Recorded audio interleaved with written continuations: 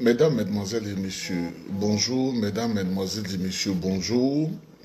Comme je vous l'ai dit, je suis dans une période où professionnellement je suis très occupé. Je n'ai pas du temps du tout. Je n'ai pas assez de temps. Et c'est pourquoi, dans la méthode de donner la parole, j'ai dit à mes jeunes de le faire sur les réseaux sociaux parce que de plus en plus, mon temps est vraiment bizarre. Mon temps est bizarre et ces jeunes le font très bien et ils le font mieux que moi. Je voudrais vous saluer. Deuxième chose, dans quelques heures, je vais traverser quelques pays dans le monde, très loin du Canada, pendant plusieurs jours. Donc imaginez, je ne peux pas faire une vidéo politique si je suis par exemple en Arabie Saoudite. Je ne peux pas faire une vidéo politique si je suis par exemple en Israël. Je ne le ferai pas. C'est pas important, c'est pas bon. Je voudrais vous parler rapidement toutes les chancelleries du monde, toute la politique du monde, que ce soit en Israël, en France, en Grande-Bretagne, en Allemagne, en Russie, aux États-Unis, au Canada, tout le monde est scotché ce jour sur la Côte d'Ivoire. Soit ça casse ou ça passe. Soit ça casse ou ça passe. Ce rapport de force d'aujourd'hui là est déterminant pour la Côte d'Ivoire. La Côte d'Ivoire se retrouve aujourd'hui dans une situation où à compter d'aujourd'hui jusqu'au jour à venir, comme moi je n'ai jamais accouché, mais on a accompagné des femmes qui ont accouché, les femmes, elles souffrent beaucoup, je voudrais rendre hommage à toutes les femmes qui nous donnent la vie. La Côte d'Ivoire est dans une période où la Côte d'Ivoire en travaille pour la délivrance. Si tu es à la maison, que tu n'as pas plus de 75 ans, que tu es en Côte d'Ivoire, il faut que tu viennes. C'est vrai qu'il a plu un peu sur Abidjan, mais la pluie a cessé. Il faut que tu viennes. Il faut que tu participes de manière héroïque à la délivrance de la Côte d'Ivoire. C'est pourquoi je voudrais saluer tous les Ivoiriens, tous les Ivoiriens, tous les Ivoiriens, toutes les Ivoiriennes qui ont compris qu'il faut venir au secours de la Côte d'Ivoire. C'est la délivrance là. C'est comme une note. On est allé à l'école, on faisait des compositions. Qu'est-ce que les gens disaient quand on était au collège ou au lycée là, en Côte d'Ivoire? On appelle ça interrogation écrite. Je crois le matin, là, ce qu'on faisait, là, je suis un peu bien âgé, interrogation écrite. On vous surprend le matin, là. Et puis vous avez des notes pour voir si vous avez bossé vos leçons. C'est ce qui va se passer. Les gens sont en train de noter. Parce que je parle à beaucoup de personnes. Beaucoup de personnes. Hier, j'ai parlé avec un grand diplomate centrafricain qui est parti des États-Unis et il est venu ici et il va rendre compte à son président. Côte d'Ivoire. Qu'est-ce qui va se passer en Côte d'Ivoire? Vous voyez, Alassane Ouattara a été coopté très tôt à cause de la pauvreté. Je ne vous mens pas. La pauvreté. Ce n'est pas un homme qui est un homme de dignité, qui est un homme de décision. C'est un homme frêle dans la tête et il a été façonné dans un moule et on l'a jeté, c'est-à-dire c'est comme le chien que tu dresses dangereusement au moment où tu sais qu'il est devenu très méchant comme les pitbulls et puis tu le jettes dans une situation pour blesser, pour détruire. C'est comme ça qu'il a été façonné. Humblement, moi j'ai été approché avec des promesses faramineuses. Moi, je ne suis pas accro à l'argent. Je dis, moi, ça ne m'intéresse pas. Je ne peux pas faire des choses comme pour détruire mon Afrique, pour détruire mon peuple, pour des miettes qu'on gagne. Et un jour, on est dans le tombeau, on n'emporte rien. Je dis, non, moi, je ne peux pas faire ça. Alassane Ouattara n'a pas pu faire ce chose. Ils ont façonné un CV pour lui. Ils ont façonné une carrière pour lui. Un piètre économiste. C'est-à-dire quand c'est comme ça, là, le diplôme même que tu n'as pas eu là, ça soit mis sur CV. Et puis tu soutiens et puis tu lances. puis te mettre d'institution en d'institution. Alassane Ouattara est le produit des marchands de la monnaie. Ceux qui pillent l'Afrique, ceux qui détruisent l'Afrique là, parce que je ne vais pas vous cacher, le continent le plus riche sur la terre des hommes, c'est l'Afrique. Mais le continent où on vit avec moins $1, demi-dollar par jour, c'est l'Afrique. Le continent où toutes les technologies sortent là, c'est l'Afrique. Le lithium là, qui permet de pousser des grandes machines et tout ça, ça vient de l'Afrique. Mais c'est le continent le plus développé. Donc, ils fabriquent des marionnettes comme ça, on les utilise pour avilir le peuple. Regardez l'état de la Côte d'Ivoire. Les marchands de la monnaie lui ont dit qu'il faut faire 10 routes comme ça pour distraire les yeux des Ivoiriens, pour tromper la conscience des Ivoiriens, et il a surendetter le pays, il a pris l'argent de la Côte d'Ivoire et il se partage avec ses amis. Mesdames, mesdemoiselles et messieurs, vous avez votre destin, le destin de la Côte d'Ivoire en main. Aujourd'hui, là, à compter de ce jour-là, où le monde des ténèbres dans lequel Alassane Ouattara est, il gagne, où vous triomphez. La Côte d'Ivoire, là, aujourd'hui, là, moi, je ne vais pas trop parler. La Côte d'Ivoire, là, si tu ne sors pas, ça, c'est grave. Je vais vous donner un exemple. Quand une situation te fait mal, tu dois agir en conséquence. En 2004, quand je suis humblement revenu de France, moi, je n'ai jamais rien bénéficié du régime FPI ou PPACI aujourd'hui, qui est devenu PPACI aujourd'hui. Il y avait une situation de tension au pays. Et les Ivoiriens étaient morts nombreux. Je n'aimais pas ça. Et moi, j'ai décidé sur moi de soutenir, pas de l'argent directement, mais j'ai toujours eu des contacts et des réseaux. Je vais vous dire une chose aujourd'hui, que les Ivoiriens doivent savoir. Quand Blé Goudé lançait son appel, si vous mangez, sortez, tout ça, Tapé Koulou avait déjà tout organisé. Si ce jour-là, on avait attendu l'appel de Blé Goudé, le coup d'État aurait emporté Laurent Gbagbo. Ce n'est pas une affaire de 22 heures. Beaucoup de choses se font dans le silence.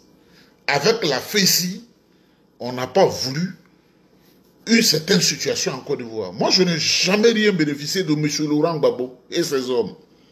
Mais quand son pays est en danger, alors que je suis venu en Côte d'Ivoire, j'étais au chômage, mais j'ai toujours eu des amis qui m'aident. Nous avons organisé, avec un vieux M. Keïta, autour d'une somme de 15 millions de francs CFA. La FECI, on avait déjà l'information à partir d'un colonel militaire français qui a dit le coup d'État doit se passer à 17 h. Donc il doit sortir du 43e Bima pour avancer et aller faire le coup d'État. Mesdames, mesdemoiselles, Blé Goudé n'a rien fait. Je vous décris aujourd'hui. Les jeunes de la FECI, là, ah oui, ils sont dynamiques. Je vous dis la scène, hein, parce que Blé parle, nous on ne parle pas. Les jeunes de la FECI sont allés prendre des autobus à côté de l'université ou à l'école de police là. Ils se sont mis dedans, des étudiants. J'ai demandé à un, est-ce que tu as le permis? Il dit non.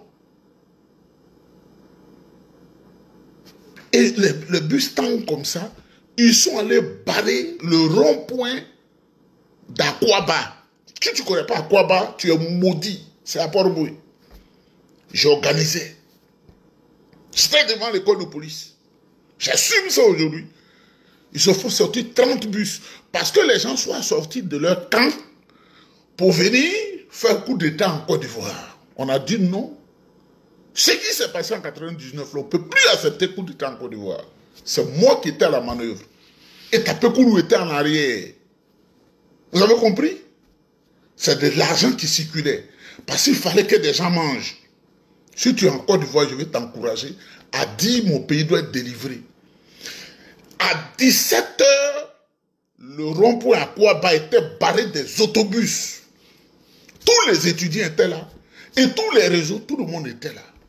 À 18 h, les militaires français sont restés bloqués. Ils ne peuvent pas écraser toute la population pour passer. C'est ça qui est la vérité. Dites à Blé Goudé, mon petit frère, que nous, on ne parle pas. Parce que le livre que je suis en train d'écrire, là, ça va transformer beaucoup de choses en Côte d'Ivoire. C'est moi qui étais à la manœuvre. C'est le vieux Keïta qui mettait de l'argent. Vous comprenez? Mais les gens de Gbagbo étaient tellement méchants. Qui envoyait du pain? C'est la boulangerie du vieux Keïta. Pour nourrir les gens qui étaient à l'hôtel Ivoire, qui étaient devant la maison de Gbagbo. On voulait sauver la Côte d'Ivoire. On n'a jamais rien demandé. Donc, je voudrais encourager des patriotes ivoiriens. Si tu aimes le pays que toi un peu plus, il faut donner à manger aux jeunes qui sont dans les rues. La Côte d'Ivoire, c'est maintenant que ça tourne. Hein. Si tu penses que tu dois sauver ton pays, oui, naturellement, il faut que ta poche sauve ton pays. Les jeunes de la FECI, tu dois les aider. Comme on tournait, pour ne pas que les Ivoiriens meurent, moi je l'ai fait. Vous comprenez? Mais je ne veux pas mettre en danger la vie de certains cadres qui sont en Côte d'Ivoire, qui ont aidé à le faire, parce qu'ils sont en train d'écrire un livre, pour ne pas me dire, ah, c'est celui-là qui a fait ça, qui a fait ça, qui a fait ça. C'est ça qui est la vérité. On s'est beaucoup battu. Aujourd'hui, c'est aujourd'hui. Alassane Ouattara, là, si aujourd'hui, à partir d'aujourd'hui, là, on l'a raté, c'est qu'ils ont décidé, les marchands de la monnaie, pour les 5 prochaines années, là, d'ici, tu vas être en Côte d'Ivoire et puis devenu fou. Ils ont envoyé des choses bizarres dans le pays, des télévisions bizarres pour vous distraire. Pour détruire, ils ont détruit l'école. Parce que c'est l'école qui forge l'élite. L'élite de demain. Ouattara ne fait rien au hasard. Hein? En utilisant Kandia comme ministre de l'Éducation nationale, il sait ce qu'il faisait. Il faut les détruire. Il faut détruire ce pays. Il est en mission. Et le président Faure-Boigny, qui a été un grand homme, on lui a imposé Ouattara. Nous, on a vécu cette période-là. Si tu ne le sais pas, là, je vois des gens qui font des interventions vidéo. C'est le président Faure-Boigny. Il n'a pas dit à Ouattara de venir. C'est les marchands de la monnaie. Si tu as besoin d'argent, tu as besoin de ça, c'est comme ça. La Côte d'Ivoire connaît des problèmes où on achetait le cacao à 200 francs CFA. C'est les mêmes toubabs là qui bloquaient tout. Nous, on a vécu ça en 1987, 1989. Le prix du kilo de cacao, c'était 200 francs. Même, on donnait des petits reçus aux planteurs, on ne payait pas. Qui achète le cacao? C'est le toubab. Il dit, n'achète plus le cacao ivoirien. Or, notre économie, là, c'est l'agriculture. Où Faure-Boigny avait des problèmes. On dit le vieux, dans la bataille du cacao, ils disent qu'ils ne veulent pas. Si tu as besoin d'argent pour booster l'économie de ton pays, notre pion qui est Ouattara, il faut le prendre. Si vous étiez à la place de Félix Faure-Boigny, vous allez faire quoi? Je préfère le moindre mal au grand mal. Mais le président Faure-Boigny parlait à des aînés qui nous parlaient. Il faut se méfier de ce monsieur-là. Et pour maîtriser le vieux, quand il est venu l'arracher, la maîtresse de Félix Faure-Boigny qui est Dominique, il faut dire la vérité, tout le monde le sait. Vous comprenez? Donc Ouattara est un homme extrêmement méchant. Quand ils te mettent dans leur truc là, s'ils t'ont trompé, ils t'ont mis dedans là, c'est comme des potions, ils te donnent le cœur là, le sentiment de pitié là, ils enlèvent ça. Tu n'es plus un être humain, tu es un zombie, parce que tu dois les servir de manière vile. C'est un truc comme ça qui est Ouattara qui est à la tête de la Côte d'Ivoire. Donc si toi tu es à la maison et puis tu dis, moi je mange mon placario. Moi, je fais ça. Les gendarmes que vous voyez là, ils font leur travail. Les policiers font leur travail. Ils ne vont pas tirer sur quelqu'un. Jamais. Mais il faut effrayer les gens. S'ils te prennent, ils t'amènent à l'école de gendarmerie, ils ne vont pas frapper quelqu'un pour ne pas que les gens se rassemblent. S'ils te prennent, ils t'amènent à l'école de police pour casser la marche. Mesdames, mesdemoiselles et messieurs, ce que je peux dire, on a parlé, on a parlé, on a parlé. On commence à voir même Dagbé. On a parlé. Si tu manges bien, que tu es heureux, reste à la maison. Si tu penses que la Côte d'Ivoire fonctionne bien, reste à la maison. Si tes enfants vont bien à l'école, reste à la maison. Tous ces voyous-là, qui ont été des microbes, ils font des faux diplômes et ils leur donnent des bourses étrangères, des bourses présidentielles pour venir gâter la France, pour venir pour détruire les États-Unis. Ils les ont amenés ici. Vous avez appris qu'ils ont organisé un réseau de faussaires et de voleurs. Heureusement qu'ils sont en train de les chasser. Mesdames, mesdemoiselles et messieurs, c'est le temps de la délivrance. Nous avons donné la parole pour la délivrance.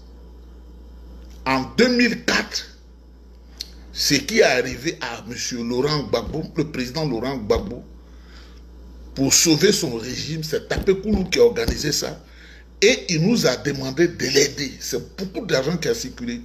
Si on entendait la parole de Blé Goudé, comme lui, là, à la télévision, il était à San Pedro, il est venu à 22 h. Le coup d'état était déjà fait. Nous sommes restés à Port-Boué, organisés, jusqu'au petit matin. Il y a eu beaucoup de morts. J'ai vu beaucoup de choses. C'est quand Blé Goudé a appelé à 22 h, il avait la télé, c'est ceux qui venaient là qu'ils ont tué sur le pont Fauboigny. Sur le travail était déjà fait, coordonné. Parce que pour coordonner là, s'il y a peut-être 60 personnes que vous avez organisées, il faut qu'ils aient des unités de téléphone. Vous savez comment le téléphone est. C'est un travail minutieux qui a été fait. Mais qu'est-ce que le RPI a fait après? Ils ont trahi Tapé Koulou, ils l'ont abandonné. Leur sauveur. Mais je suis en train d'écrire. Et ce que je suis en train d'écrire, ça va aussi écraser beaucoup de personnes. Ça va écraser beaucoup de personnes. C'est pourquoi je vais minutieusement. L'histoire réelle de la Côte d'Ivoire. Au moment où on dit coup d'état à 17 h, 18 h, toi tu viens à 18 h. La FECI avait fait un travail formidable. Il faut leur demander, cette génération.